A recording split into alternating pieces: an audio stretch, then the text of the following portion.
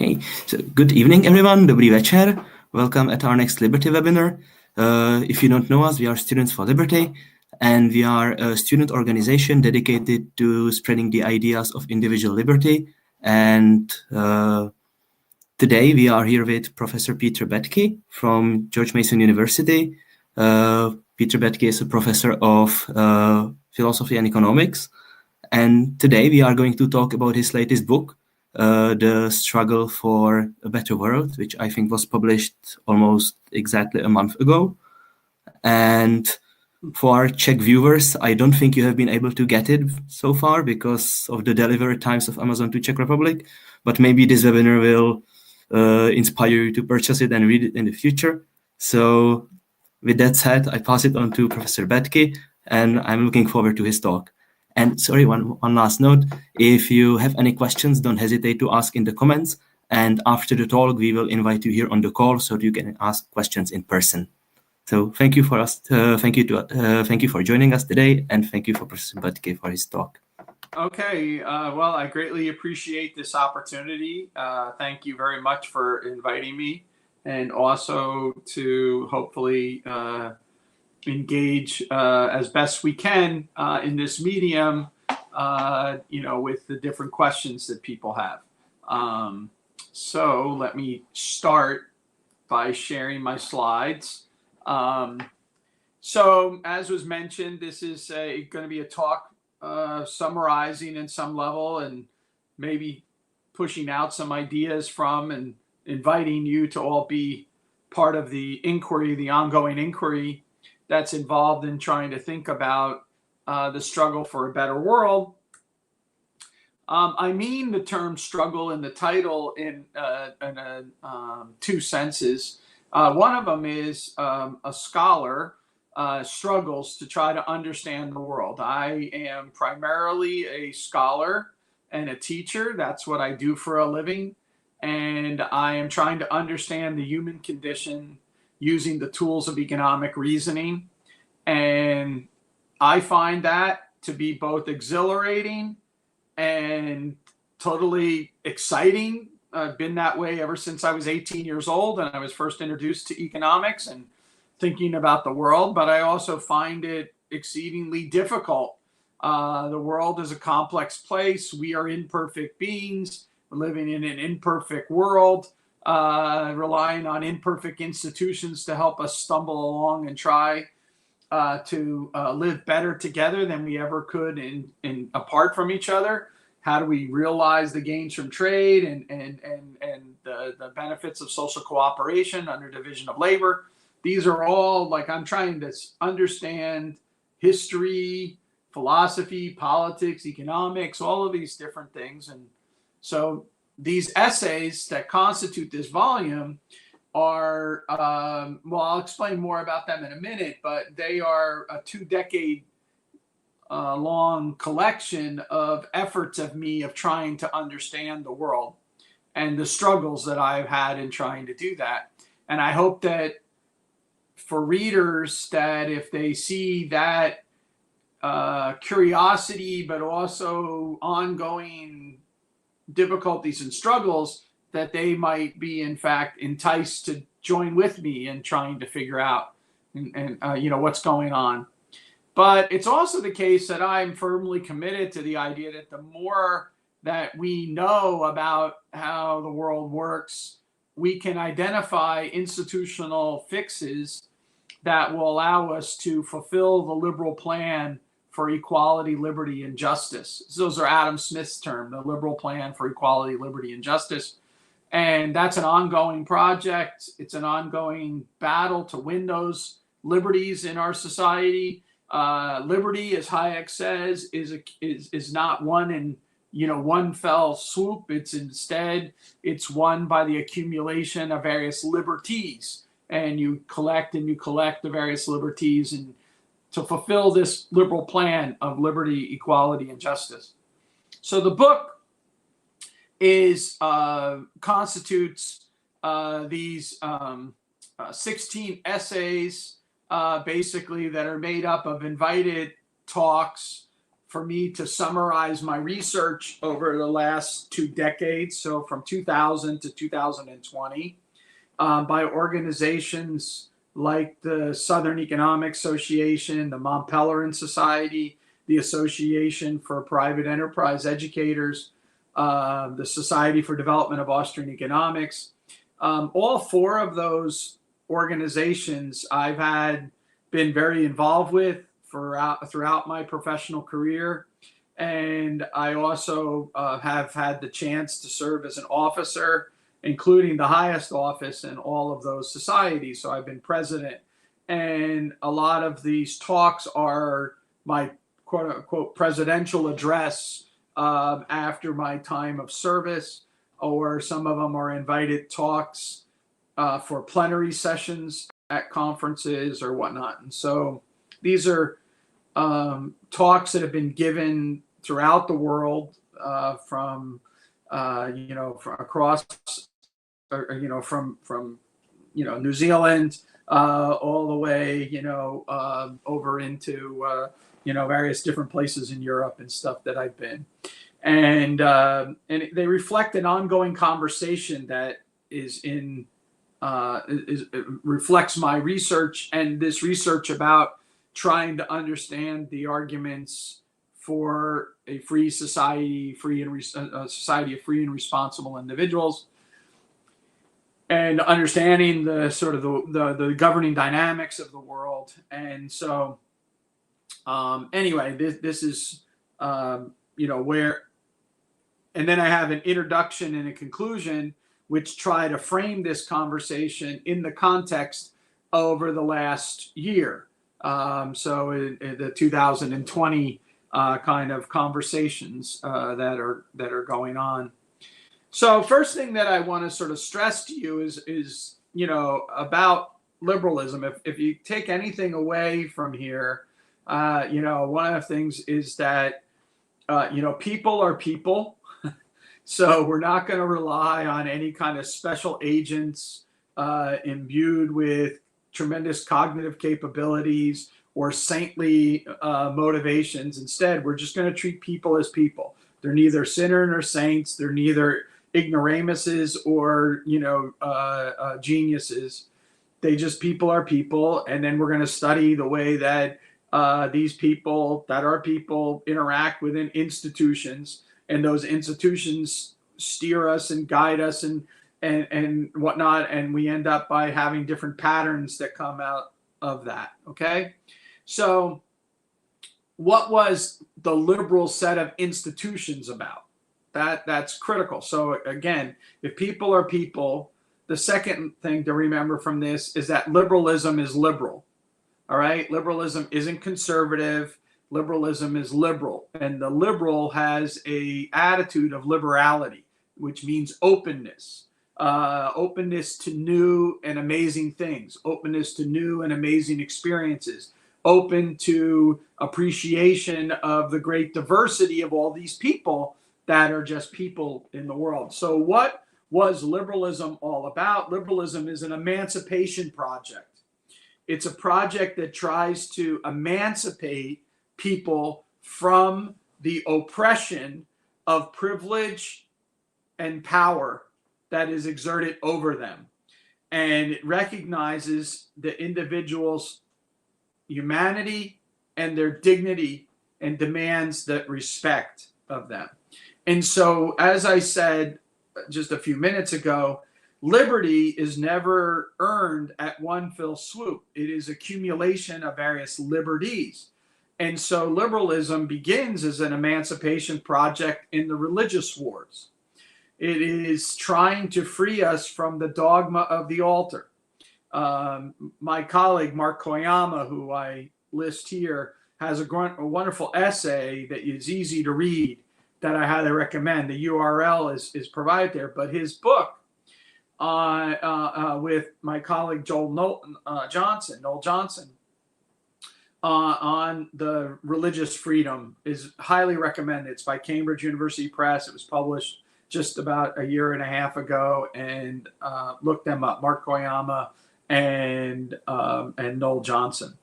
But so the first thing is emancipation from the dogma of the altar. The second is emancipation from subjugation by the crown. So we're going to move away from the divine right of kings and start putting, handcuffs on the rulers and be able to have them checkmated by things like parliaments and other kinds of ideas. So we're going to try to emancipate ourselves from subjugation of the crown. We're going to try to emancipate ourselves from violence of the sword, from the bondage of slavery, from the drudgery and poverty of the plow, and from the exploitation of the mercantilist class. One of the things that's very important for young students of liberty to keep in mind is that the liberal argument is not an argument that is pro-business or pro-mercantilist class. It is pro-market. It's pro-competition. It's pro-dynamic change. It's not a pro-business position. And so Adam Smith's book, An Inquiry into the Nature and Causes of the Wealth of Nations, is a critique of mercantilism. It was the mercantilist class that had lobbied for special privileges from the government, in particular monopoly privileges, that Smith is agitating against in his great book. And we always have to remember that because crony capitalism is, the emphasis there isn't on the capitalism, it's on the cronyism. And we should be against powers and privileges and the vestiges of powers and privileges that exist in our society even to this day. And so that's why this is a continuing struggle. So, this is a picture from 1989 and the Berlin Wall. And that reflects a kind of powerful moment in modern history. It's now getting to be more and more history rather than modern, but it reflects this continuing struggle of emancipation from oppression due to power and privilege. And if you look at various different movements in the last 20 years during the period of time I'm writing these essays, you have the collapse of communism, you have the Orange Revolution, you have the Arab Spring, you have a sea change in the world of LGBTQ rights, and you also have now the rise of the Black Lives Matter sort of movement, all of which are in fact trying to remove the vestiges of oppression due to power and privilege that have been put over people. And so we, liberals should welcome these various different movements, even when we disagree with specifics, even when the movements themselves have generated unintended, undesirable consequences because of the way in which they were carried out. Note that I'm pointing out the fall of communism as a great liberating moment, but actually, and you know this because many of you live in the former communist world, is that the collapse of communism and the transition hasn't gone smoothly. There's been all kinds of charges of corruption. There's been fits and starts. There's been, potholes that people have fallen into along the way. The same thing happens with respect to the Arab Spring, and the same thing happens with any of these other kind of rights. But, where do we stand when you stand on the side of history? You're standing on the side of the individuals who are trying to overcome the oppression from vestiges of power and privilege in society. So what are we, trying to do here? Well, the way to think about the political economy that comes out of liberalism is that it generates this robust political economy and what I refer to as mainline economics. So I actually have a book that the Liberalism Institute in Prague published on robust political economy in the 21st century years ago now, but it's available in Czech language, and so those of you who are in the Czech Republic might be able to grab a copy of that. But the basic idea here is that you have to distinguish between what I'll call institutional robustness and intellectual robustness. And so as a thinker about institutional reforms, I want to actually think about the system effects in less than ideal circumstances. How robust is liberal institutions in a world where the ideal conditions are far from being met. If you read the paragraph that's on the screen, this is Hayek in an essay called Individualism, True and False, but it's Hayek summarizing Adam Smith's basic perspective. And I won't read it out for you there, but you can see it, read it yourself. But what Smith is arguing there, or what Hayek is arguing, Smith argued, was that you want to have a system of institutions that bad men can do least harm, rather than a system where the best and the brightest, if given power, can rule. And I think if we think in these terms, we can start to understand very quickly the biggest difference between liberals and the liberal vision of society and the progressives and the progressive vision of society. Because what the liberal is saying is that if given freedom, ordinary individuals can achieve extraordinary things. Whereas in the standard progressive agenda, the claim is made that extraordinary individuals, most likely those individuals trained at elite institutions, can, if given the power to rule, can achieve extraordinary things. Those are two different visions that are extremely important to keep in mind. So, again, as Hayek is stating here, the chief concern was to find a set of institutions which ordinary individuals could be induced to behave in ways that benefit others by benefiting themselves. And that way to do that is to have private property and freedom of contract. So that's institutional robustness. We're trying to find those institutions which can work with individuals as they ordinarily are and yet can generate outcomes. To be intellectually robust, right, means that in argumentation with others about the nature of society, you don't rely on your argument succeeding because you have the most favorable circumstances. The better criticism that you can offer of alternative perspectives is to criticize those perspectives given their best case scenario and to defend your position in situations where you are operating under worst case situations. So if you can show that your argument holds even when conditions are undesirable or least likely for your argument to go through, yet it still works, how much stronger is your argument? And if you can criticize an alternative argument, even under the best of circumstances for that system to work, how much stronger is your criticism? I hope that this medium doesn't allow me to read the room and see if you're getting this point, but this point is critical to understand the difference between institutional robustness and intellectual robustness, understand the argumentative burden that's put on someone that adopts the intellectual robustness point, and then to see the interconnectedness between the argument for institutional robustness as a intellectually robust argument.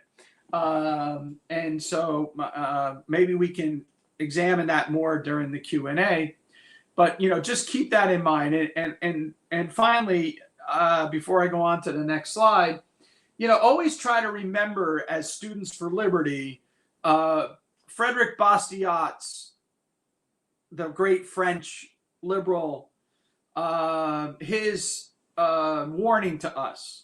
Right? So in his book, Economic Sophisms, he says the following. He says, never worry about an artful criticism, but always, he says, nothing could be worse for a good cause, right? Not a artful criticism, but an inept defense. So you have to really, really think hard and ask yourself the difficult questions to understand how to advance the argument for liberalism. So in that light, I want to ask, and I bring this up in the introductions and conclusion to my in this essay, in this book, which is, what is the difference between a theory being tested and a theory being challenged? And by tested here, I don't mean tested empirically. I mean tested argumentatively. So when you're being tested as a theory, what that means is, can your theory handle the problem that it's confronting?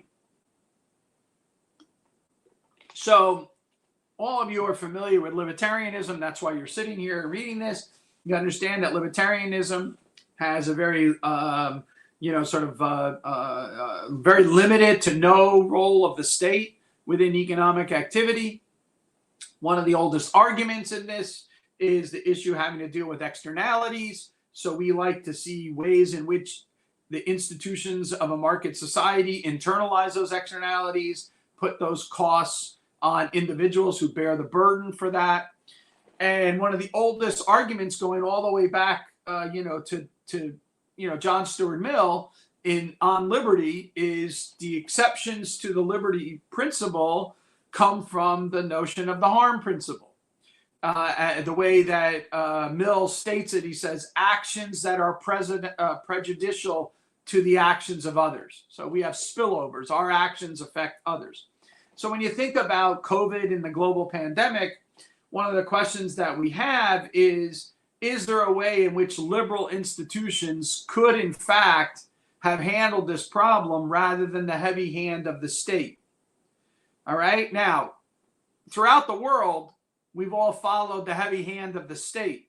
So the counterfactual is not an obvious ready for us to just draw off the shelf and say, look what this country did, or look what that country did. Okay. And so this takes a lot of thought and creativity and thinking about it. But it's the kind of puzzle that young, fresh, energetic minds that are drawn to liberalism should be trying to ask themselves. Just like a young Larry White, 25 years ago, dared to ask himself, how would a market handle money, right? How can I imagine a market handling, money rather than a central bank? Well, one of the questions we might ask ourselves now is, how would a market handle a public health crisis rather than a public health administration from the state, right? How could a health crisis be handled? So we have to think in terms of polycentricism, about ways in which externalities are dealt with in society and whatnot. And what I try to suggest in the book is that we're going to need to be working on these kind of issues to excite the young minds of the next generation to continue to think about liberalism as a viable, program or viable answer to the liberal plan of equality, liberty, and justice. Having your theory be challenged is slightly different. A challenge is that your theory is just hollow promises.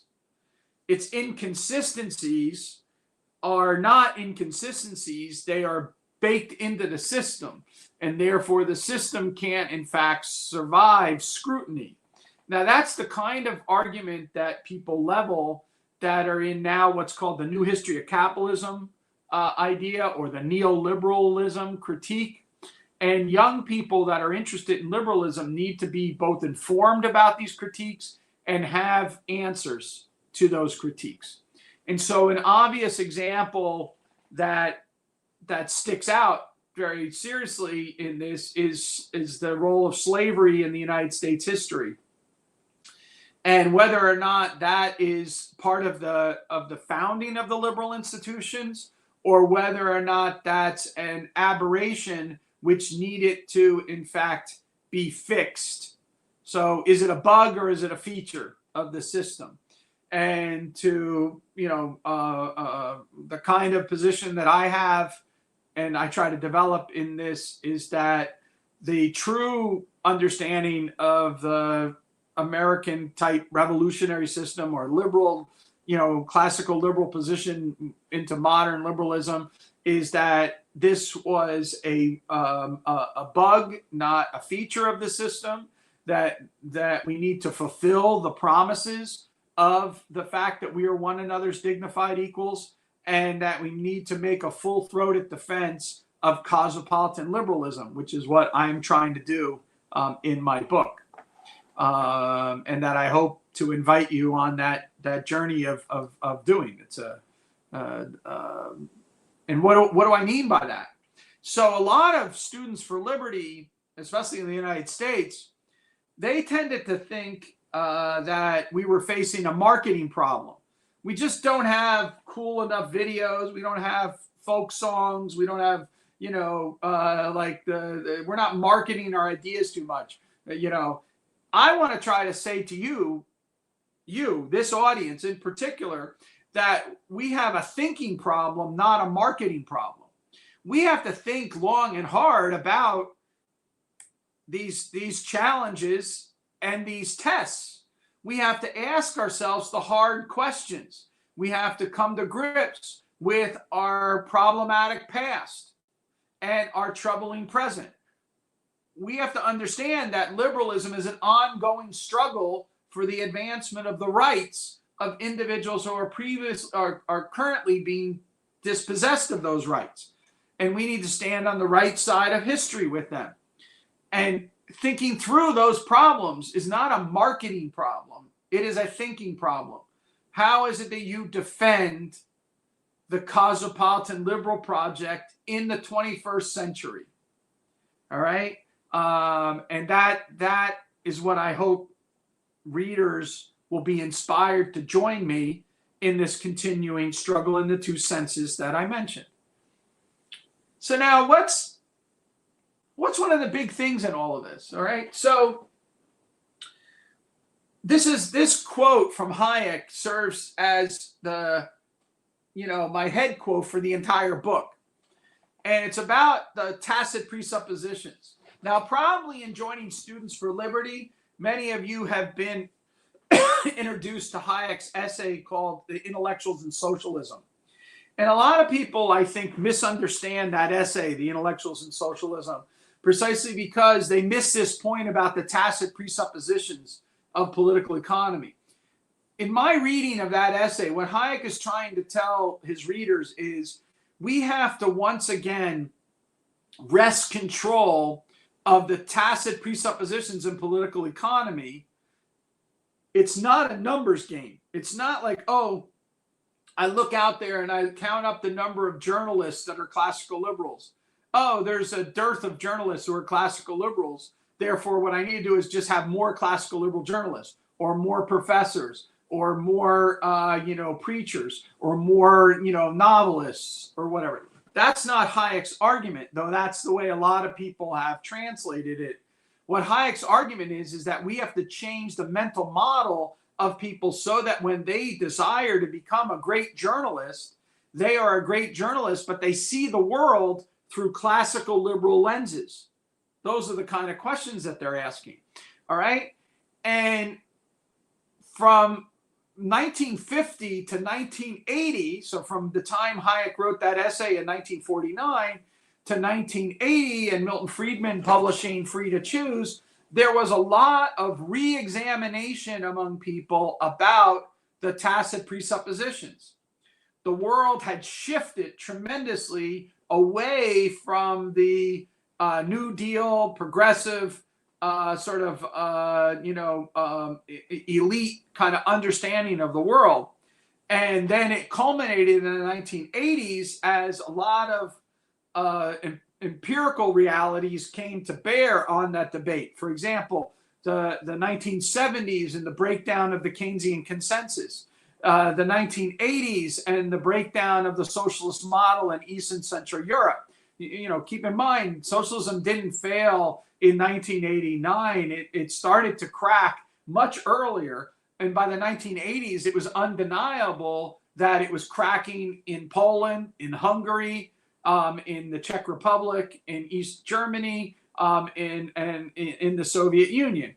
And you had all of this turmoil going around. It's also the case, and this oftentimes gets forgotten by the press, but in the 1980s and into the 1990s, The Scandinavian model also was fracturing. It was fiscally irresponsible. They had to go through radical reforms and whatnot, which is what they did. So the 1950s to 1980s was a radical reconfiguration of the way that we thought.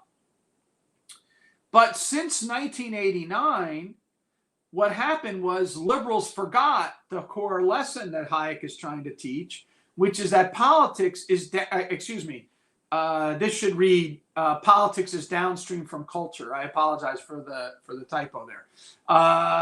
It's politics is downstream from culture. So we have to affect the culture.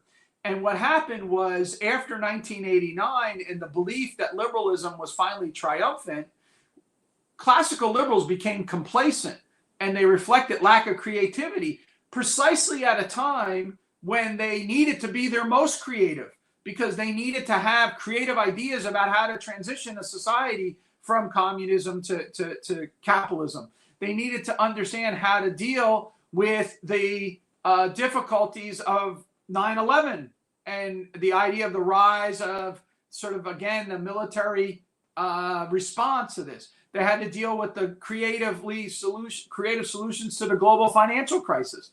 And they had to deal with the creative answers to and liberal answers to a global pandemic. So think about a young person growing up right now, entering college next year. They're 18 years old. What has their entire life, and they're in the United States, let's say, because that's the background that I know the best. So what have they learned?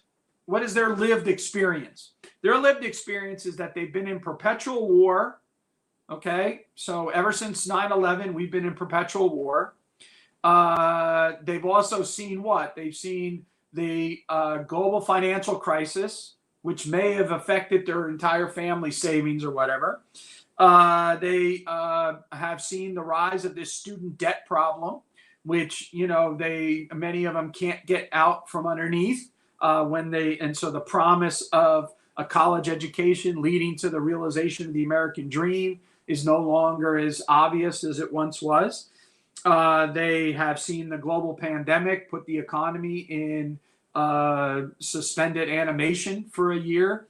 They've seen the rise of militarization of our police, which is connected back to the militarization of our society in general. And they've seen that directed at particular, minorities and that it's targeted. And so this is what they see the state as giving. This is what they see the system. They see surveillance capitalism. They see militarization in the military industrial complex. They see the financial industrial complex. They hear about graft and corruption and all of these different things. So then you say to them, oh yeah, but we want to have an open market economy. They can't wrap their heads around that. All they see is what this is street art that I have up here. And the street art says, help, right? Help us. This economy is killing us, right? Help. This economy is killing us. That's what young people are now grown up thinking about. They see capitalism. They see crony capitalism. All right. They see liberalism. They see hollow arguments and instead militarization. Right. You talk about equality and they see inequality. And so young liberals in this world having to address these questions need to take on these hard challenges and tests and be able to wrest control once again of the tacit presuppositions of political economy. We must remember at all times politics is downstream from culture. Where the action is at is in the culture, not in the day-to-day politics, especially of electoral politics. So what is the task that I want to say to those of you who are planning to become political economists? What's your task today? You have to appropriate this. And what I try to argue in the book is that you need to learn from Friedman, and that what you learn from Milton Friedman is the ability to think and communicate with the utmost of clarity. And you have compassion and clarity and compassion to your peers, to your students, and to the general public. So work on your writing. Work on your writing. Milton Friedman was a clear and compassionate writer.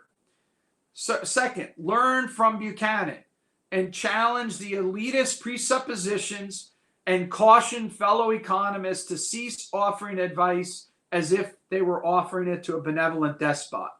Learn to take the economists and move them off their high pedestal. We are not high priests or saviors of society. We're students of society. We're fellow citizens within a democratic process of collective decision making. There's no privileged position for the economist, whether or not that economist is a Keynesian economist or a monetarist economist. There's no privileged position for that economist in society. And so we need to pull the economists down off of their pedestal, recognize instead that we are fellow citizens, engage in democracy by discourse or by discussion, not by debate, and to learn and live with one another. Finally, to learn from Hayek and to excite the mind of the next generation of thinkers with a sense of awe and wonderment about the complex coordination of the market economy, and with a sense of purpose for the practice of the science of economics and the art of political economy. So this is, you learn from Friedman, learn from Hayek, learn from Buchanan, and that's how we will advance the argument for today, that you will appropriate those lessons and then develop them yourself in your own way. And so this is my final note to those of you who are thinking about a future as an economic educator, or an educator for liberalism in general, is that, and the role that economics plays in that, which is that I think there's 4 pillars of economics.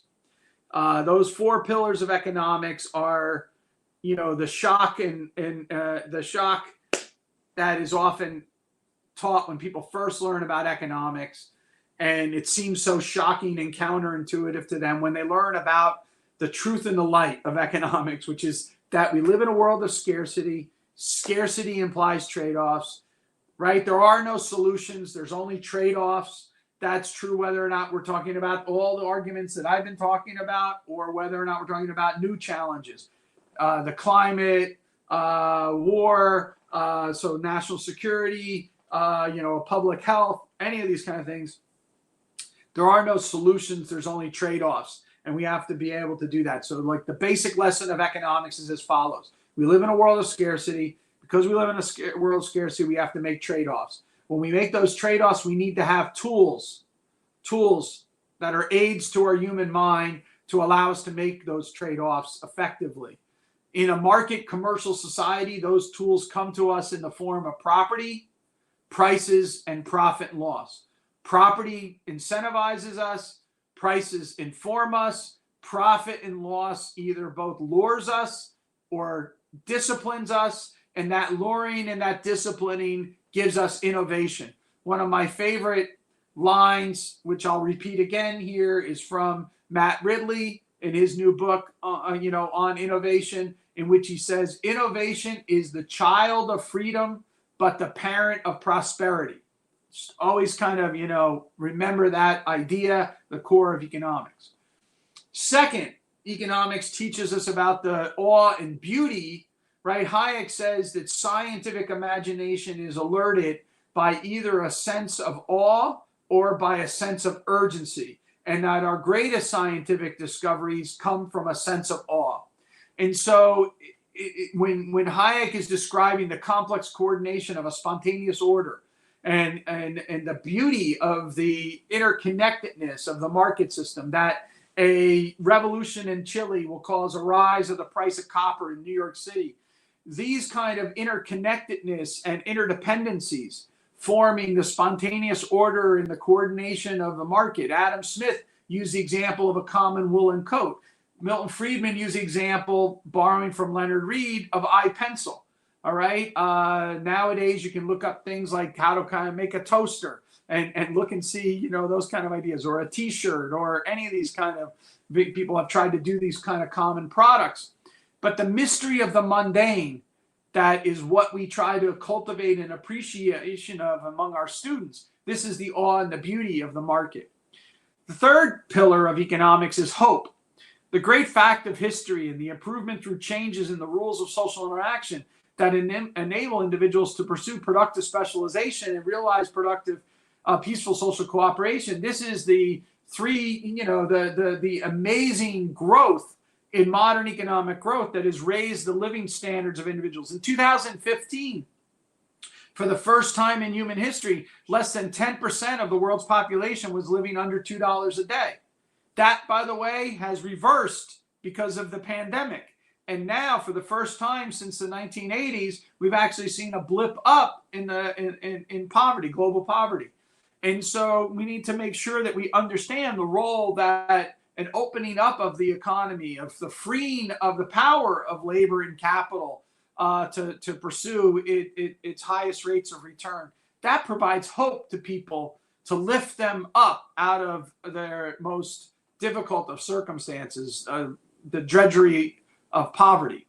And then finally, we have to remember that economic arguments are always stated and framed in this compassionate form. Economic arguments, when you are an economist, you understand the issue of means-ends analysis. The means-ends analysis is always about the welfare of the least advantaged and the eradication of the privileged through the power of the market. All right. And so it's stating these things of the truth and the light, the awe and the beauty, the hope and the compassion, that is going to be these four pillars that will enable you to overcome the concerns that Bastiat had.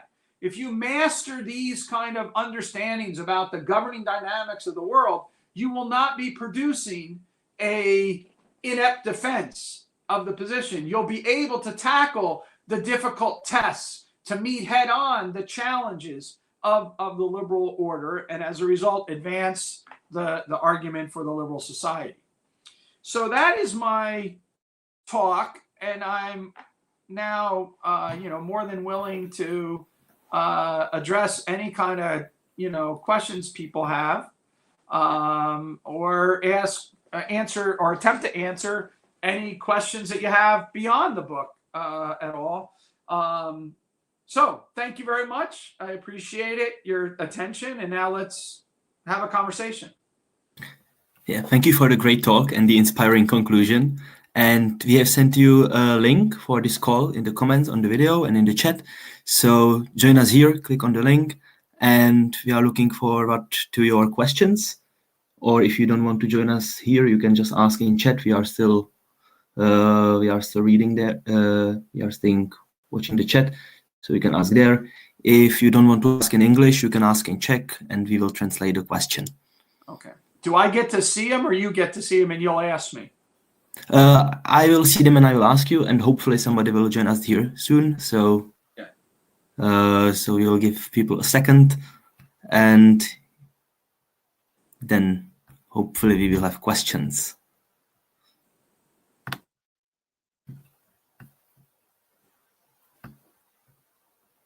Yeah, so before more people join us here, I just want to thank you once again, and I hope we will soon welcome you here in Prague again. Which unfortunately doesn't look like it's going to be this year, but maybe next year it might be possible again.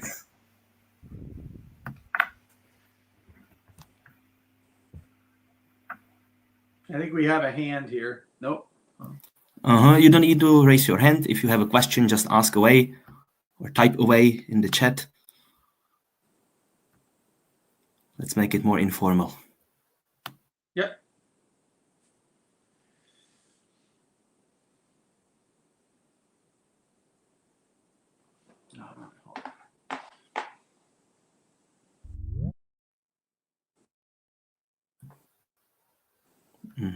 It seems that more people are joining us. So maybe before people have some questions of their own, let me ask you, before we started the talk today, we talked a little bit about the pandemic, and I just wanted to ask a follow-up question here. So you talked about how it is, how libertarians face not the problem of marketing, but the problem of thinking, and that they need to come up with attractive solutions to actual current problems, such as the pandemic. So I think that very often libertarians have the tendency to come up with the universal solution to privatize everything or something extremely radical. And it isn't really helpful to the cause. But there is a question how much of a compromise solution libertarians should offer as an alternative in order to still maybe remain libertarian. So Yeah. what's the limit that libertarians should go to when discussing possible alternatives to the government solution to the pandemic, for example? So I don't think that. So creative thought is not doctrinaire, but creative thought doesn't necessarily have to be unprincipled either. So that's why I think it's useful to go back and read Mill on liberty and Mill's harm principle, because Mill's directly addressing a kind of issue that the pandemic brings up in the harm principle, and then trying to reason from the harm principle out to like contemporary affairs. Okay. Now, one of the things that's interesting is that there's no doubt that the world and world governments have adopted a command and control approach to the dealing with the pandemic. They've dealt with it in terms of the restrictions and lockdowns, and they've also dealt with it with the way that they've tried to allocate the vaccine. So there's no market mechanism that's being employed for the allocation of the vaccine, right? We can all agree with that. So there's been allocation systems that are non-price systems that have their varieties of dysfunctions. Now, that doesn't mean that a price system would be a panacea either. This goes back to your first question. So just saying, oh, let the prices determine the outcome is not much of an answer. So what you would have to show, I mean, it's a complicated question. I have a paper coming out in a Georgetown Law Journal on this very issue. And I also had a paper in the Southern Economics Journal with Ben Powell talking about the political economy of these kind of issues. But what I would suggest is that one of the things that we need to look at is the role that public health officials could play in giving guidance rather than regulations and restrictions. So offering guidance and information to people so that they can make their own risk assessment of the situation. And, you know, you can look at this in terms of individual behavior patterns, both prior to and after various different mandates and stuff that went into effect, travel patterns, other kinds of things. What kind of innovations take place when individuals are compelled to engage in mitigation strategies, you know, like restaurants, you know, other kinds of, situations. So government dictating that one type, this is more American, but one type of worker is essential and another type of worker isn't essential is a very strange thing for government to be doing. Because individuals can make those risk assessments for themselves and they would adjust and adapt doing that. And so I think that that's the kind of thing that a liberal would look at. Now, you asked the question, and this is how I'll end this. You asked this question of how far can a liberal give in to the current trends and still be a liberal, right? Or a libertarian. And I think that though I don't necessarily agree, with the positions, I think that's actually the way you have to read Hayek's Constitution of Liberty. Is that Hayek picked as the rule for the Constitution of Liberty that he was going to sift everything through the criteria of a rule of law. And the rule of law, rather than the law of rules, is a generality rule, right? That no laws shall be passed that affects some groups without affecting all groups, right? So he has a generality sifter, has to meet the generality principle. If a law benefits some group, it has to benefit all groups. And you can't pass a law that's discriminatory, benefits some at the expense of others. So by sifting it through that principle, Hayek then is willing to allow for any policy that can get through that. Now, not all policies that can get through that would be consistent with libertarianism, right? But Hayek has to allow those to be able to exist because he picked as a criteria the rule of law criteria. And I think we can, if we go with Mill's harm principle, right, as long as the demonstration of the harm principle, and you take into account that government has the responsibility to do those things and only those things which private citizens cannot do for themselves, and government can do and do well, right? Now, all of a sudden, you have a different criteria than a non-aggression axiom. So you follow me? And that's going to be more flexible. It's more utilitarian. It's a rule utilitarian position. It's a consequentialist position. But what you're not doing is substituting a strict red line in the sand. But with that, you're going to have policies that are going to be ones that you personally might not prefer. But as long as they meet the test, they can still be within the reasonable set. But what won't be in the reasonable set is policies that don't meet that test. And a lot of what we've done since March a year ago are policies that should not be in the reasonable set, in my opinion. And I think I can make an argument that they violate the principle. But there are policies of mitigation that could have been taken by public actors, which would fit into that set. So there. Mm-hmm. Thank you for the answer. Yeah, it seems like a sort of a Rawlsian test, maybe. Sure. First principle, not the second. Yeah. Thank you for the answer. Just a reminder, if you are still watching us on YouTube or Facebook, you can click the link in the comments and you can join us here on the call. And I've seen that Tomáš already has a question here on the call, but maybe before we let him ask it, just one quick comment from YouTube, from Kevin.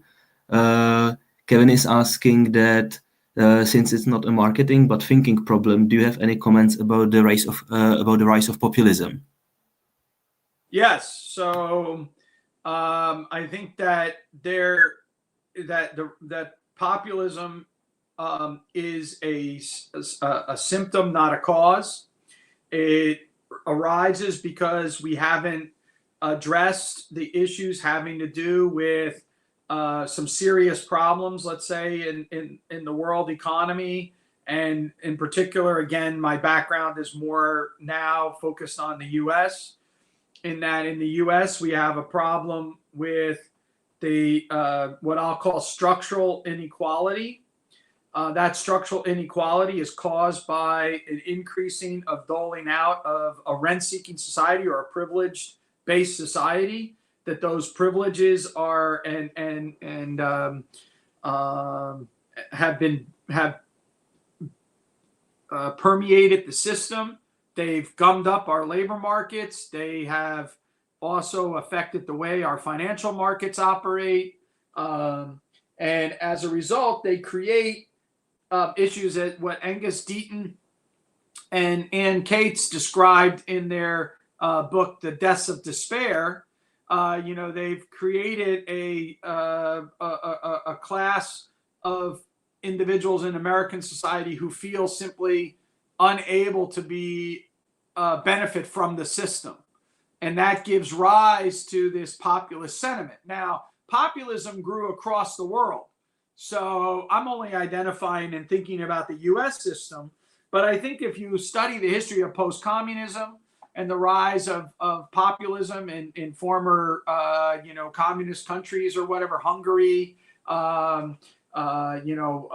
even in the Czech Republic or whatever, you can tie all of this to various different missteps in the post-communist era, which were tied to, recreation of new privileges and people unable to benefit from the broader liberal plan of equality, liberty and justice.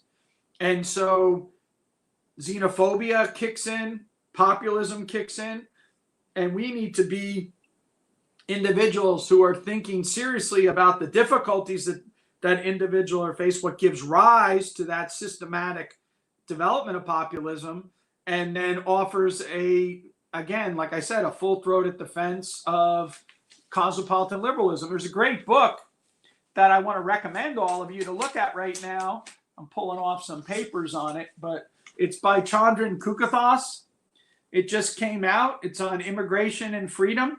I highly recommend that all of you, because one of the key arguments in here is how immigration restrictions end up by cutting back against domestic freedoms.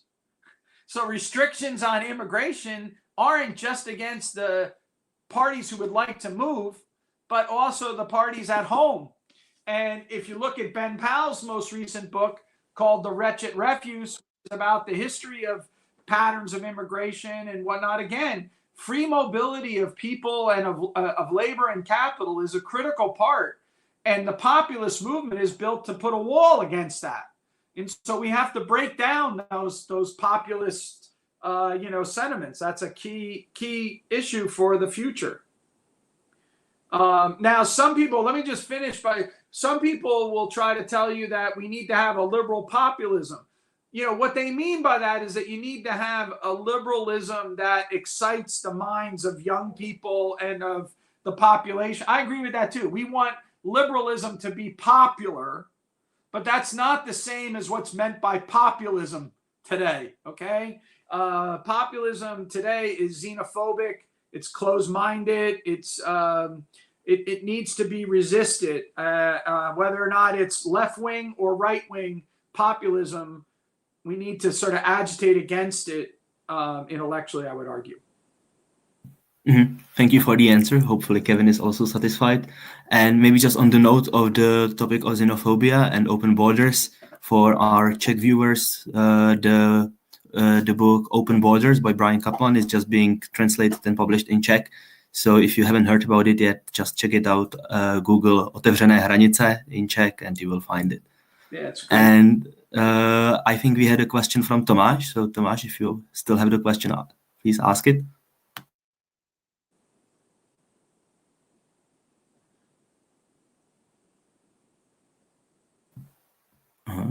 Tomáš?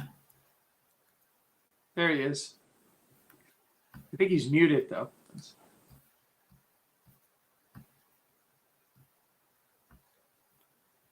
Oh. It says on his thing he's muted, so that's why. So maybe before Tomáš asks his question, we have another one in chat. And that's, speaking of institutions, should economists be more interested in the role of culture and ideas? And what would be an ideal way to treat these variables from an economic point of view? So my answer to that is 100% yes, that economists should be studying institutions, culture, ideas.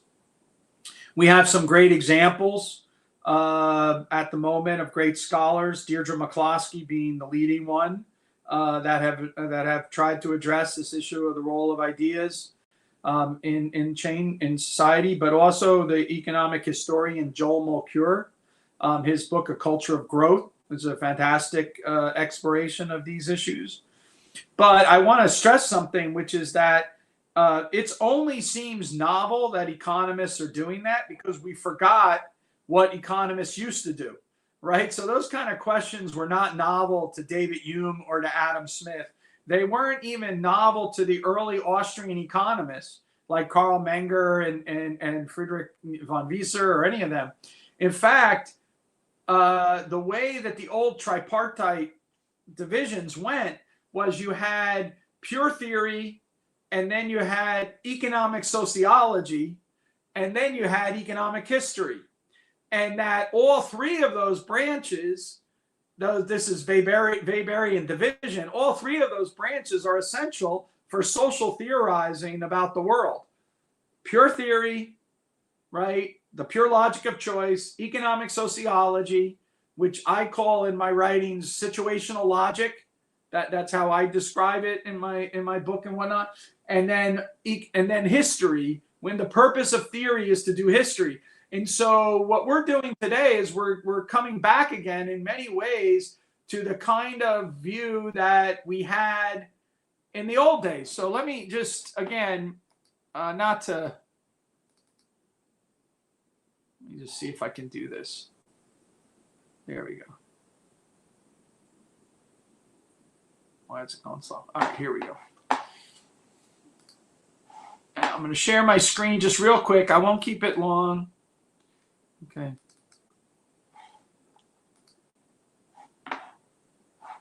And I want you to look at this diagram here. Okay, that I'm putting here, right? So this is economic systems analysis. This is a sort of, right? So you have cultural beliefs. Those cultural beliefs give rise to ideas. These ideas generate institutions. Those institutions work their magic through incentives and information, and they give us performance. That performance leads us to think about notions like human well-being. What does it mean to actually be happy? What does it mean, right? The notion of well-being. Those notions of well-being, they both feed back into our cultural beliefs, and our cultural beliefs feed back into what we have as well-being. And so this is the way Adam Smith thought. This is the way that F.A. Hayek thought in many ways. All right. And so when we turn around and we say, oh my God, like now we're, economists are being exotic by studying, institutions or whatever, it's because we forgot. Now, why did we forget? Why did we forget what Adam Smith taught us? And the reason why we forgot what Adam Smith taught us was because of formalism and empiricism. Formalism and empiricism as philosophies of the way that you do social science ended up by crowding out these the more cultural science aspects of it, including a focus on the individual and their purposes and plans and their social webs of meaning, but also the institutions that make for their community and whatnot. And so again, Raghu Rajan of University of Chicago published a book, 2 years ago called The Third Pillar. And it's supposed to revolutionize the way economists think. It's a brilliant book. I wholly support it. But what he's saying is, look, we have markets, we have states, we have communities. We haven't been paying enough attention to communities. Well, who hasn't been paying enough attention to communities, right? I'll tell you who hasn't been paying enough attention to communities. Neoclassical formalists. They're the ones who don't pay attention to communities. But actually, does Hayek not pay attention? No, of course. Hayek is in fact deeply embedded in understanding the interaction effect between belief systems, actions that give rise, institutions within which exchange relationships are forged, and how that gives rise to, gains from trade and gains from specialization. So, yeah, there. So, yeah, great question. Great question. There are great economists right now, Deirdre McCloskey, Joel Mulcair leading the list. But I would also add in there Avner Greif, Barry Weingast, a lot of very obviously, someone like Nathan Nunn, more recent economist, and the book by Acemoglu and Robinson, The Narrow Corridor. All of these are part of the ongoing current conversation that makes up our, as political economists, struggle to better understand the world. And you, as young scholars, young people interested in ideas, you should be reading these ideas constantly from coming out, not just reading old ideas by an approved list of libertarian thinkers or something like that. Forget that. All right. Once you, understood the basic ideas or whatever, now it's all about learning where you're going. Think about the knowledge as a globe. And the more you know you don't know. Right. And you just keep absorbing as much knowledge as you possibly can. That's what you need to be doing. Yeah. Thank you. There was a follow-up question as well, which asked whether Austrian economists should be more focused on the study of culture and institution. And I think you already answered that as well. So let's very quick. A great little Cambridge monograph by my colleague Virgil Storr and Ariel John on cultural analysis in Austrian economics. And Virgil Storr, Storr, that is the person to look for, and a series of his colleagues that he works with. I have great colleagues that work in this field that I'm working with: Virgil Storr, Ariel John, I already mentioned, Stephanie Hathaway, Jamie Lemke, Ginny Choi. So again, and they look at it in a variety of different ways. Emily Chamley Wright, who's the president of the Institute for Humane Studies, that was her formative work in this field. She wrote several books on this. So yes, I highly recommend that. The Austrian version of this stuff is very fruitful and very valuable to dive into. Yeah, thank you for the recommendation. And Tomáš says that he fixed his connection. So Tomáš, are you ready to ask your question? Yeah, sure. Thank you, Professor Boettke. Good to have you for our webinar. So I'm very glad that so many questions are about the relationship between economics and culture in liberalism. And I will also add another question with that regard. So Erwin Decker has that book about the Viennese students of civilization. So we come from the larger area of former Austro-Hungarian Empire, and I wonder whether, yeah. So I read your previous book on Hayek, and I found one of your sentences very striking, saying that we know much more today about the free economy than we do know about the free society. And I would wonder whether you have anything to say about, well, not exactly something specific about Czech Republic, because that would be perhaps too specific question, but whether there's any potential for aspiring scholars in our region to look about the roots of free society and their links with free economy. Thank you. That's a great question. So, you know, the shape and form in which civil society takes in the US is different because it's been so affected. Also, that includes philanthropy and other kinds of things, right? So it's so affected by the tax code. And even if the way you think about universities and education and everything like that. And so being able to understand how a society of free and responsible individuals who choose to live in caring communities, there's caring communities throughout the world. So no one's saying that. But the shape that those communities take is largely affected by an intrusive government in a way that's unproductive. And so I'd have to know more specifics. But I know, for example, if you look at the research community in in a country like the Czech Republic, you either get government support or you're getting corporation support, right? That's basically for a particular project. So that's going to have a difficulty getting what you might call basic research, funded, which is, problematic because science advances through basic research.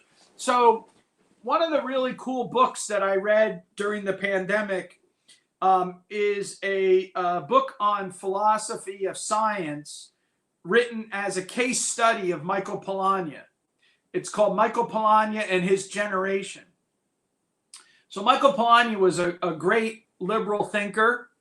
Ironically, on economics, he was funky because he was a little bit of a Keynesian or whatever. But he's a great liberal thinker who was a very, very accomplished physical scientist, natural scientist, before he switched to philosophy of science. And he switched to philosophy of science precisely because of the consequences of totalitarianism on free inquiry. So that's why he studied, philosophy of science. But this book describes his life in Germany at the Kaiser Wilhelm Institute in Berlin in the 1920s, which, unless you know what you're looking at, you forget that that's where all these brilliant minds were at prior to the need for them to get out of Dodge, right, because of Hitler.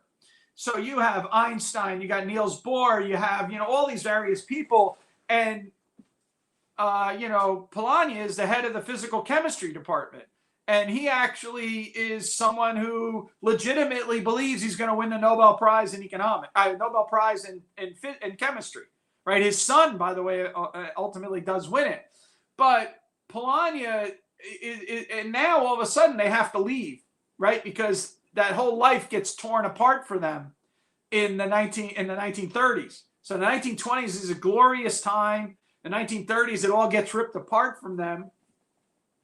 And they have to decide, where they're going to go, to the United States or whatever. And at that time, when they approached the United States and people described how universities and research worked, they thought that the United States was like backward, like completely insane, right? Like Polanyi is like, I have to teach classes. I'm a scientist. Like, I don't have to teach classes, right? Like, and so it was a very, very strange kind of thing. And I think that it's really important to sort that out in understanding these cultural differences. So, when you read Irwin's book, you tend to think like, oh, well, science could progress in coffee houses because it progressed in coffee houses in the late 19th century and early 20th century.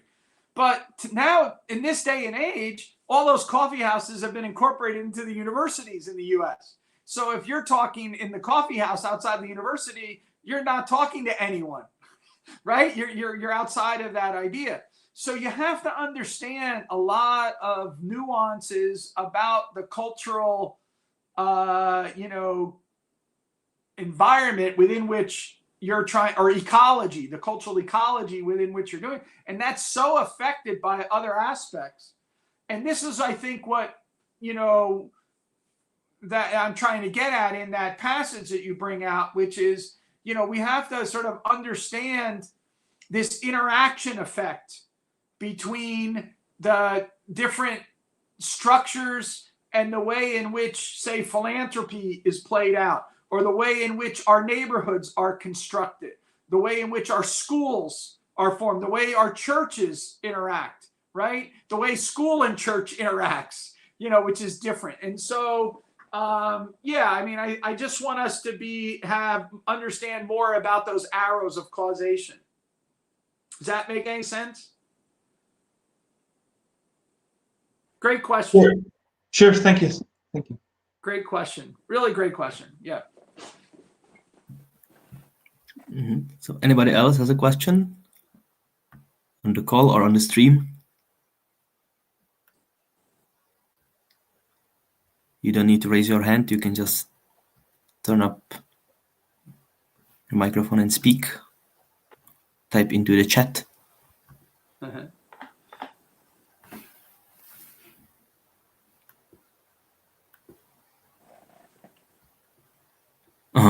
Marianne seems to have a question, so ask away. Yeah, hello. What do you think about how will the world be developing over the next, say, 5 to 10 or 20 years? We have, for a while, at least in my opinion, we have been seeing a decline of freedom in the West. Do you think that will continue? And if yes, what do you think the chances are, given also these latest money printing exercises of a, say, how closer did we get to a Hitler-like scenario? Yeah. So I don't have a crystal ball. I am concerned about monetary sound money. And I am concerned, or money sound and unsound, and that we are currently following unsound monetary policy. And I am also concerned about fiscal irresponsibility. So if I could hand out 2 books to young people and old people alike to inform them about what I think the dangers are, I would hand out Hayek's Tiger by the Tail and Buchanan's Democracy in Deficit, and say, look, this is the legacy of the kind of policies that we are living with at the moment. I have a book coming out in May called Money and the Rule of Law. That book does not address things like alternative monetary policies or cryptocurrencies. It addresses just central bank policy. It's within that framework of dealing with a central bank. It's coming out with Cambridge, and it's with Alex Salter and Dan Smith. You should know those names. They're very dynamic young scholars. And that book will either be proven to be prophetic or will probably go through a long period of time where we all become modern monetary theorists. So we'll see what happens with that. You raise a very interesting question about the future. My view on the future, and there's a chapter in this book that we were talking about today called Pessimistically Optimistic, which lays out my position about the future. And the reason why I remain ultimately optimistic is because I like to see the world as a horse race between three horses: a Smithian horse, which represents the gains from trade; a Schumpeterian horse, which represents the gains from innovation; and then a stupid horse, which represents the negative attitudes towards trade and technology, the closing of borders, the pursuing of locking down or having a closed society rather than an open society. And my view is simple, is that as long as the Smith horse and the Schumpeter horse run ahead of the stupid horse, however stupid the horse is, tomorrow will be better than today. Because the pace of technology and the pace of trade will always keep ahead, or allow us to keep ahead and keep at check the stupidity. But if the stupidity is allowed to curtail thought, to prevent openness to others by closing borders, by shutting down innovation on critiques of technology or whatever, then what can happen is tomorrow's peak can be lower than today's trough, and that's when we're in trouble. Now, that's my analogy. Mulcure's analogy is a little bit more straightforward. He says all planes face headwinds and tailwinds, and as long as the tailwinds are stronger than the headwinds, the plane continues to make progress. But if the headwinds become so difficult that they're stronger than the tailwinds, then the plane has difficulty moving forward. And so I think if you have that metaphor in mind, you realize how much the headwinds have to be to block the tailwinds, right? Just imagine the kind of headwinds that we would have to have. And my view is that if we had to have those, like if that's what it got to be, it's not going to happen like that overnight. And it's going to be very ugly for the world in general. And so I still remain optimistic because the ultimate resource is the human imagination. That's a Julian Simon point. And as long as individuals are free to migrate and to think freely and to come up with solutions to difficult problems, I believe that we will be able to outpace the downturns that we are seeing. But you're right to see a lot of, as Adam Smith put it, a lot of ruin in the nation. There's a lot of bad trends in the world, but there's always been a lot of bad trends in the world. So one of the themes of my book, this most recent book, is that there is no past that is glorious to go back to. There's only a future that is potentially glorious. And the way I want you to do the mental check of that thought experiment is, imagine if you were one of the dispossessed groups in this glorious past, supposedly. So, like, how difficult must it have been to be a woman in 1820, right?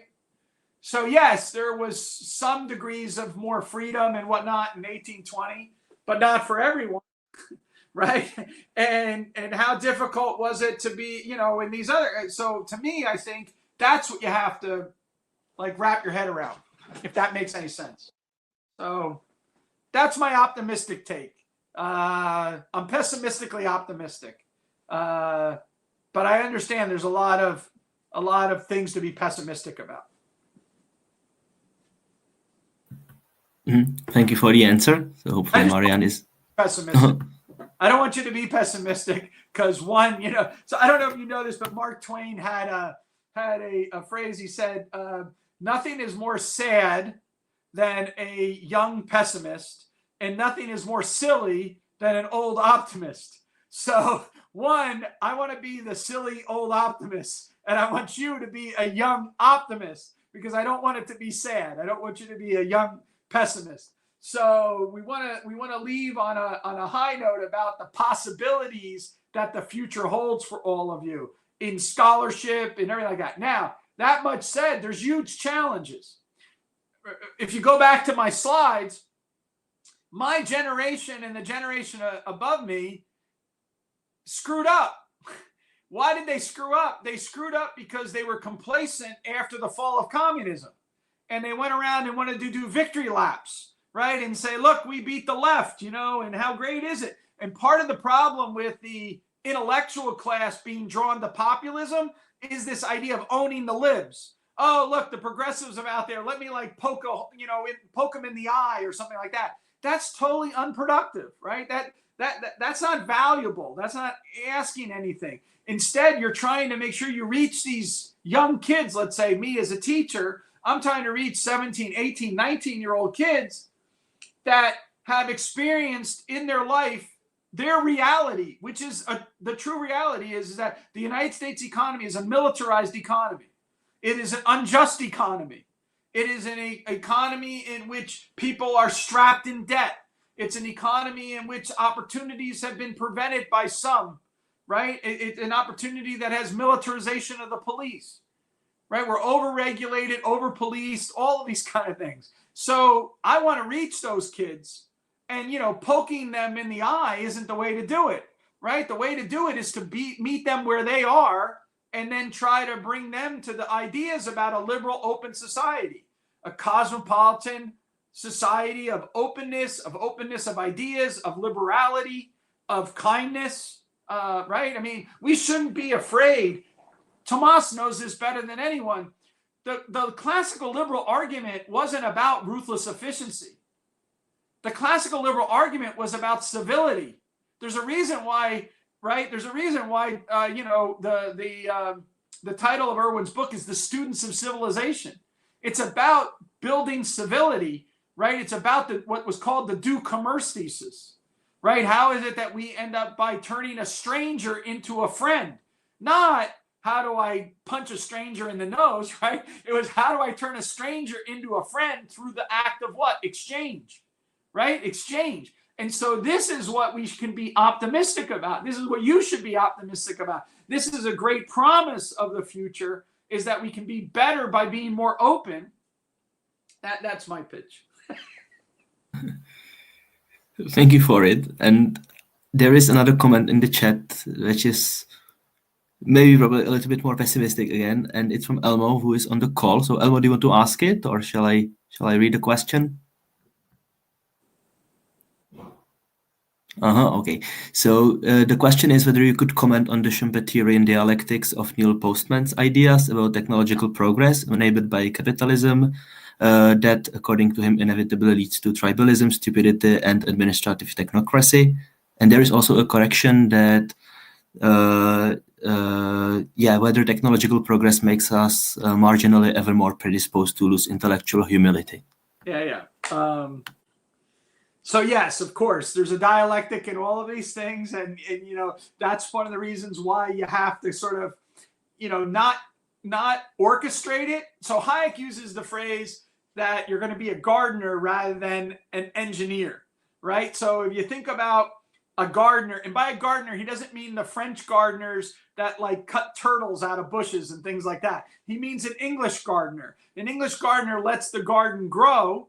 So the garden goes in all kinds of weird directions that they might not have ever imagined, but he doesn't allow the weeds to overtake the garden either.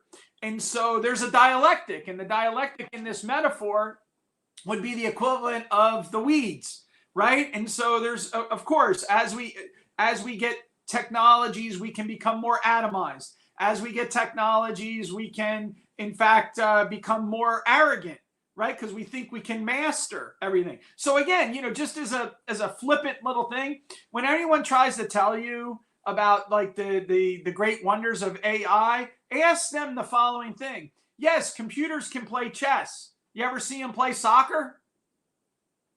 Let's see robots play soccer. It's not the same thing as watching, Ronaldo or, right?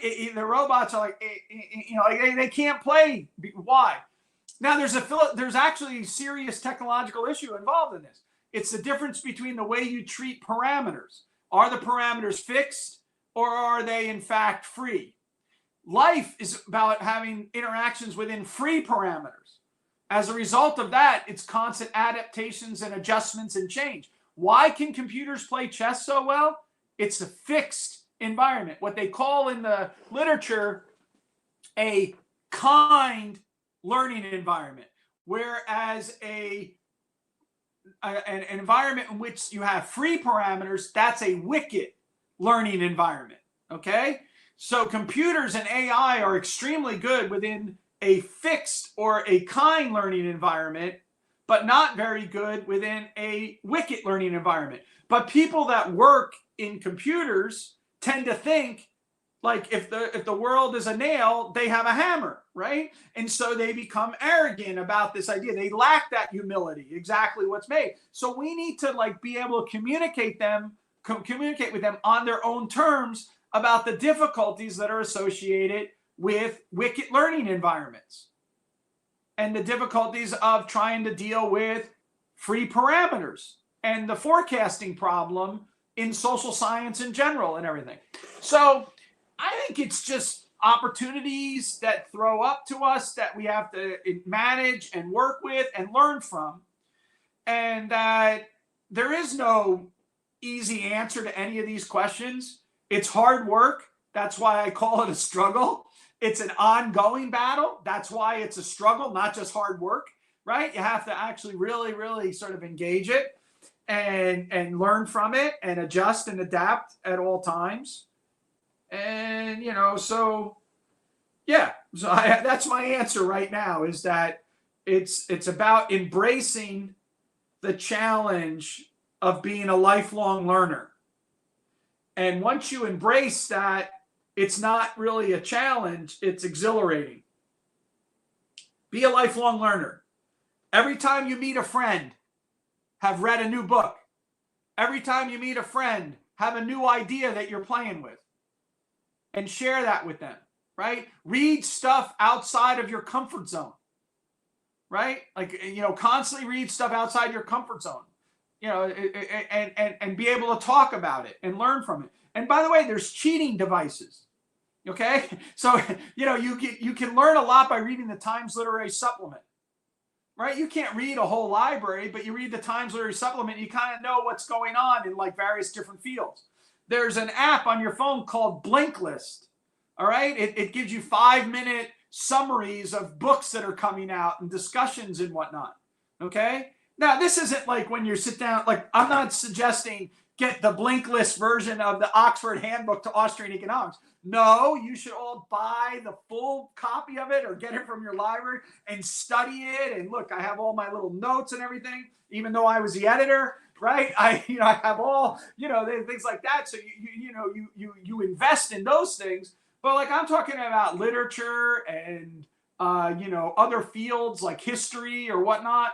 You might not be able to spend a week reading a great history book, but you can know about what the argument is in it and what's going on, and you can find ways to do that. So just be a lifelong learner. Be anxious to learn. There's this amazing thing. It's called YouTube. And you can go on YouTube and you can see lectures from some of the greatest minds in the world on every topic that you care about. Right? Just from your house, you can go there and like whatever it is, you can find someone giving a lecture on it that's on YouTube. And that just opens up the whole universe for us. So to me, I think that let's emphasize the openness of the possibilities, and that will allow us to be prepared to challenge those who see the downside of it all. Because there are downsides to everything. Remember what I said in my talk? There are no solutions. There's only trade-offs. All right? And so there are lots of trade-offs that we face, and there's lots of bad stuff out there. And, you know, how do you fight that? Well, the way you fight that is to be energetic, intellectual, thorough, careful, all that kind of stuff. Thank you very much for all the tips and the inspiring answer. So do we have time for one more question, or shall we leave it on the high note? I'll answer whatever you want. I'm here and I'm excited to talk to all of you. So if there's a good question. Okay, perfect. So do we have more questions? Anybody on the call or anybody still watching on YouTube?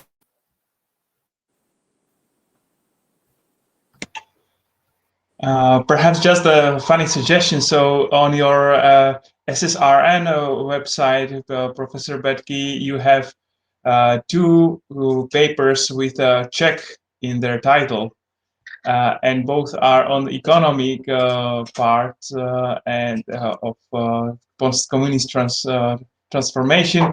One is called "Are Regulations the Answer for Emerging Stock Markets? Evidence from the Czech Republic and Poland," and the other is "In Defense of Shock Therapy, Post-Socialist Transition of the Czech Republic." Yeah. So perhaps if there's a third paper at some point, perhaps I'd love to read something on culture. Yes. I don't know enough about the culture in that sense. I think, so, you know, it's a great question, Thomas. Doug North, who was a brilliant economist, and actually the point he's making was against the arrogance of economists.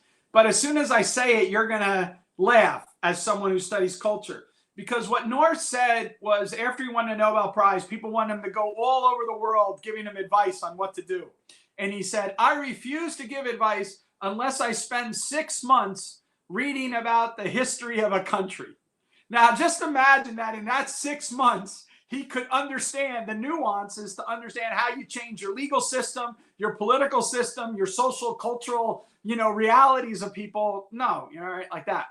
So in my own case, there people here might not know this, and it's conspicuously absent from this book, and actually in my other book as well, Living Economics, which are more about economics books. But the first 10 years, 15 years of my career was devoted exclusively pretty much to comparative economic systems and Soviet and post-Soviet life. I studied Russian language for a long time. I never could master it. The first person to admit that, but I studied it for a long time. And I studied Russian culture, Russian history. My first book on the political economy of Soviet socialism worked in primary language documents. I mean, I divide it up. If you go back in the end of that book, it has primary sources, then it has the secondary literature, and then it has the economics and stuff literature there. So I worked with all of that stuff. I then had an opportunity. I was a fellow at the Academy of Sciences in Moscow. George Soros brought me to the Czech Republic at the first time that I was there in the early 90s. And anyway, so I've been to all these Poland, Romania. I spent a fair amount of time in all of these different countries, East Germany, former East Germany. And I don't do that as much anymore, though I come to Prague every year. A part of the thing is when I made my trips to the Czech Republic, which, by the way, is my favorite. Prague is my favorite place in that part of the world. Okay, it's like So, when you get involved in stuff and you make a decision, I was trained to be going to Moscow or Petersburg or something like that. And I ended up by choosing to go to Prague. Instead, I just love the people in Prague. I love the people that I got to meet in Prague, Joseph Sima and the group that was all around them that used to be at the Prague School of Economics. Now they're all in their own various different places or whatever. But also, Boettke, who was at Charles University, who I knew, and Jerzy Schwartz and others in the Liberalism Institute. So I just love coming to Prague, and I go to Severo every year to be part of this team of researchers and educators that work with Joseph on this international PPE program that he's running there. And I think the world of it. I think the world of Joseph, and I want to help Severo with that program. But I don't know enough about the Czech Republic. I mean, I know enough to understand, which beers I like and why I don't want to have microbreweries, but just real Czech beer when I go there, as opposed to here or whatever. And those kind of various different cultural things. But I find it, fascinating, and I want to learn more. And so I'm looking forward. But the interesting thing about your own work, Thomas, is the interconnection between sort of the deep, religious aspects and the way in which the church interacts in a society. And I don't know enough about that, right? As a secular academic, you'd have to live that. You'd have to read about that. You'd have to know about it. So offline, you should send me stuff, and maybe I will write about the Czech, transition and the difficulties that were associated with that. Because of my limited knowledge, when I focused on it, I focused on the dysfunctions in politics. Because that I can understand, right? That I can understand. The other issues, those are harder for me to access, and therefore I stay quiet about them. But it's a great suggestion, and I greatly appreciate it. And we're developing this. We developed, Virgil Storr and I developed the field at George Mason for PhD students in the field of economic sociology for a reason. And the reason is exactly along the lines that you're talking about, which is that we need to take into account the political and legal institutions. Well, we got that. That's called public choice and law and economics. We need to take into account the economic and financial institutions. We got that. That's called Austrian economics, right? And the whole thing having to do with Austrian business cycle theory, finance, monetary policy, fiscal policy, all that stuff's there. Well, then we also have to deal with these social and cultural institutions. Well, Hayek hinted at a way to get at that, right? With his notions of cultural evolution and spontaneous order and whatnot. But we need to delve deeper into that. And that's what we're trying to do in our project. And so I invite your criticisms and your suggestions, and I hope that we're able to have students in the future do field research, do ethnographies, which are building on that kind of work and making much more sense of the senselessness in the world. So yeah, thank you very much. Yeah, also thank you very much, Professor, for very, very kind remarks. Yeah, I'm very humbled. You were personal also to my project, ongoing, making a picture of Hayek's cultural evolution and interaction between churches and society and free society, and that's a huge issue. If you say that's kind of too big topic in a way, then what can I say then? That's my impression. First impression. Yeah, but you have the detailed knowledge, right? So that makes it possible. Yeah. Think about what Deirdre's doing with her. Deirdre McCloskey's doing with her work, trying to unearth the sort of shift in the rhetoric in which people talk to one another about, right, and listen to one another. Think about how complicated that issue is that she's trying to wrestle with. Well, that's all related and interrelated to what you're talking about. Sure. There's a phrase in the field of economic sociology. It's called relations before transactions. relations before transactions. So economy, this is in large part the claim about, we know a lot about how free economy operates and less about a free society, because we know a lot about how transactions operate. But those relations are oftentimes, they seem elusive for us to get a handle on. Like they're like wrestling with Jello, right? Like we pick them up here, they squirt out of our hands over there, and we keep doing it. But yet somehow we have to actually come to grips with those questions, I think. Yeah. And hopefully, you know, my books, like say the book Living Economics, and now this book, are invitations to inquiry to young people to pick up and push forward. Or like the way I wrote the Hayek book wasn't that this is the definitive book on Hayek, but instead this is the book for people that maybe want to start studying Hayek to like go further with it, and where you would take Hayek's ideas, what is pregnant in Hayek's approach, so that you can develop it yourself. And that's the sort of the way that I think about how science moves forward. So, yeah. Yeah, sure.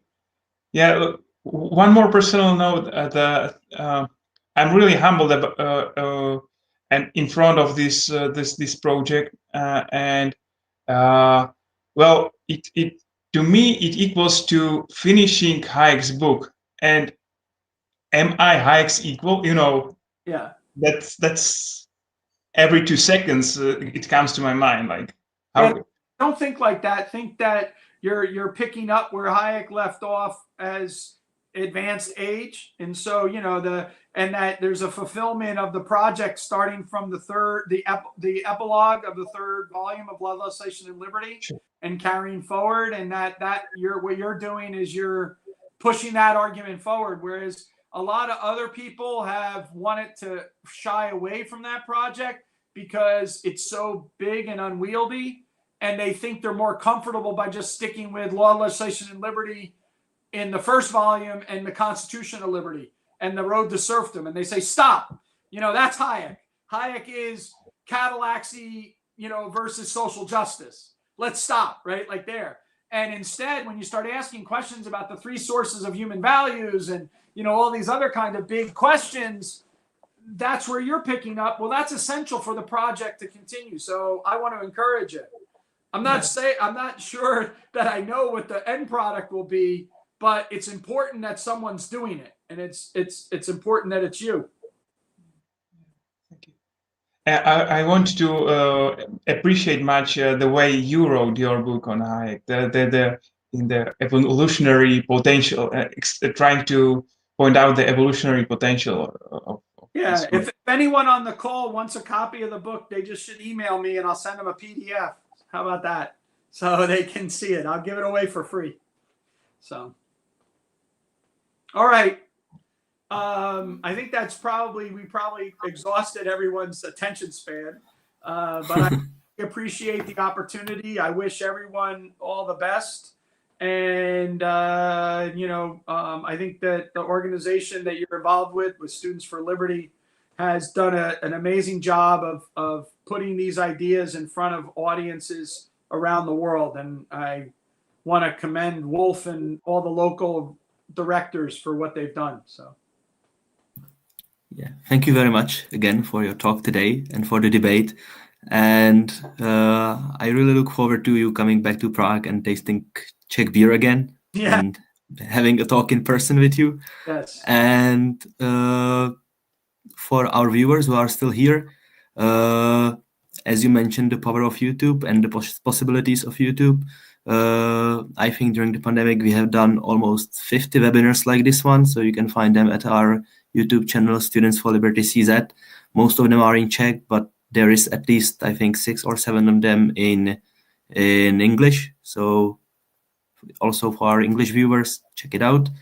And if you like this talk and if you want to learn more, definitely buy Professor Boettke's new book.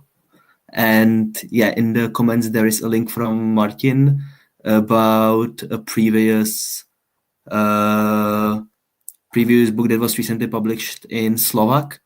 Oh, yeah. So if you click the link, you can also check out this book and about Hayek, I think. Yep. And Hayek. Yep. Yes, and if you like our activities and if you want to support us, you can join us and contribute to organization of these events, or you can support us financially, and the link to do that you will find in the description of the video. So thank you again. I hope we will have an event like this soon with you in Prague. And for our viewers, I hope we will see each other again on Wednesday when we have another webinar like this. Okay. So thank you very much, and have a great evening. Great seeing or afternoon. And thank and great opportunity. And please give my best to all my friends in Prague. Definitely. Thank you very much. All righty. Bye-bye. Bye.